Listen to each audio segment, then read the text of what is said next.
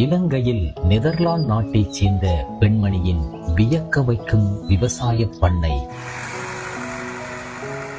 யுத்தம் நிறைவடைந்த பின்னர் வடபகுதியில் விவசாய புரட்சியை ஏற்படுத்தும் வகையில் நாட்டின் தற்போதைய பொருளாதார தேவைகளை நிவர்த்தி செய்து அந்நிய செலாவணியை பெற்றுக் கொடுக்கும் நோக்குடன் ஆழியவளை பிரதேசத்தில் அதிகளவான முதலீட்டில் 148 ஏக்கர் பரப்பளவில் இந்த பண்ணை அமைந்துள்ளது.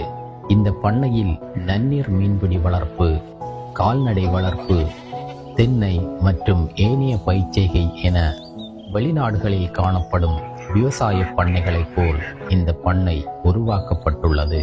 I think Sri Lanka is a very good country to do agriculture. You have different climates, you have rain, you have a good water level. There's enough flat land everywhere. I really think everyone can be a farmer here in this country. Many more possibilities here. 2019ஆம் ஆண்டு இலங்கை வந்த இந்த பெண்ணுக்கு இந்த பண்ணையை அமைப்பது அவ்வளவு எளிதான ஒன்றாக அமையவில்லை. இருந்தும் தனது முயற்சியை கைவிடாமல் தனக்கென ஒரு பாதையை உருவாக்கினார்.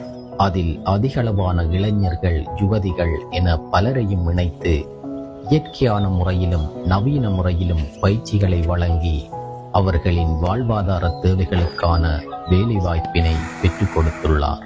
எமது நாட்டில் வேலை வாய்ப்புகள் இல்லை என்று வெளிநாடுகளுக்கு செல்லும் எம்மவர்கள் மத்தியில் வெளிநாட்டில் இருந்து வந்து எமது நாட்டில் விவசாயம் செய்யும் இந்த முயற்சியாளருக்கு எமது வாழ்த்துக்கள்.